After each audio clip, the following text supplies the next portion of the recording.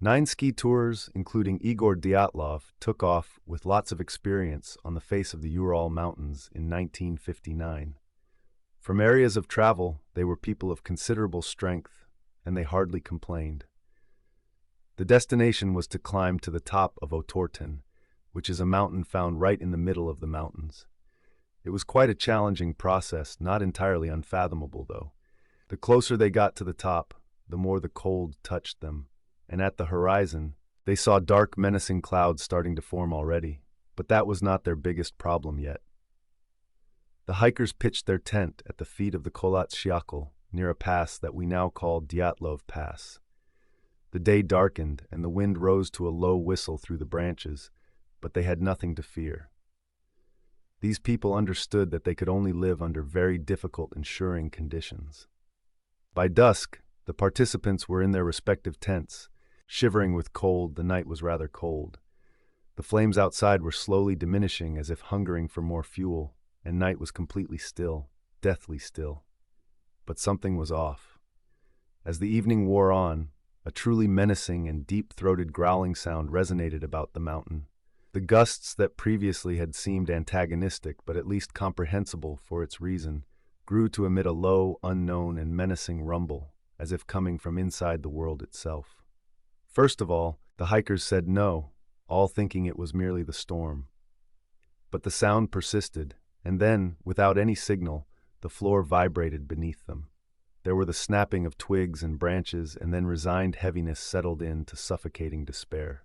In their respective tents, hikers were waking up, each pulse quickened. It was not in their hands anymore. Fear started creeping into their brains. Igor, the leader of the group, scribbled through the window and yelled out loud with quivering voice to all his companions, telling them to pack up and let them move fast. But they were incoordinated. They were hysterically convulsive. Beyond the tents, the wind howled up the snow and away, and a low, unnatural glimmer glowed in the dark in the distance. The hikers rose up quickly, but was quick to grab the gear with a feeling that something terrible was about to happen. Tanya, the youngest of the group, was the first to start running. She looked terrified as she breathed heavily and ran towards the snow. Alice rose with a start, panting heavily. Her legs buckled from under her, but she never turned around to look behind. The others did so in a rather undisciplined run for comfort. But it was too late. The fog was coming closer, and the closer it came, the more asphyxiated it seemed. The formerly unambiguous position of ill-fated characters became irrelevant. The next person to go was Nikolai, who ran off further into the woods, as though he were pulled by strings. The rest of the hikers dispersed in all kinds of directions, as a basic instinct that seemed to have rationally motivated itself. They were no longer rational beings. They were fleeing something that could not be touched, but that they must flee at all costs. The snow accumulated, the wind started to blow stronger, and nothing broke the constant howling hum. They get constantly the impression that something was actively pursuing them, with the mountains alive in a way. They all had a feeling of pressure, a burden on the chest, a fear that anchored them to the snow. The filmmakers Strategicale displayed this component by showing Yuri, one of the more experienced hikers, collapse in the snow. He started getting a sense of something evil, but he cannot get up, cannot shout. Some of them got stranded and lost, and they even have each other, making them more scared than the next hiker. It is so very eerie when their eyes flitted through the dense fog, listening to things they knew were beyond human explanation. Such simple things like cracking ice beneath feet, the screech of metal, or even just the noise of tiny creatures moving were not normal. They sounded distorted. Something was watching them, a certain thing that was capable moving while it was enshrouded by the mist. They felt it throughout the movie, and in the end, they are trying to find each other in the darkness. By dawn, they were gone. Days later, people with operative two-way radios stopped hearing the others and naturally got curious over the complete disappearance of 2 hikers. The camp was even empty when they got there. The tents were all opened from inside, as if the hikers had run away. In the camp, people's belongings such as clothes and food were dumped haphazardly. Some of these hikers' belongings were even buried half in the snow, as if the hikers dropped them in their rush to escape. But there was something strange. was not seeing any signs leading out from the camp. But the only traces that was discernible were footprints, barefoot, and these in themselves are funny and quite unbelievable, for one would expect that this man would be barefoot given the harsh winter weather. These prints led into the wilderness, however. The track was slender and ruptured. One kind of got the impression that the hikers had been in circles, confused and lost. About half an hour of the search, the party came across the first corpse. One of the hikers, Yuri, was located near a large tree. He lay stiff, limbs stiffened, eyes protruding, mouth gaping and ope as if his voice had got stuck in a scream.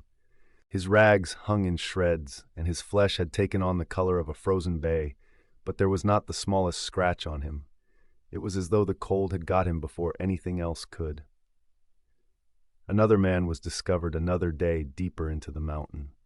Tanya's body was also lying half buried in the snow, naked, but there were no signs of injuries on her body, no signs of an attack. She seemed like she was escaping something, but whatever that was had vanished. The survivors of the rescue team were able to discover that before her death, she had gripped a branch of the tree with all her might, almost as if being attacked by an unseen force.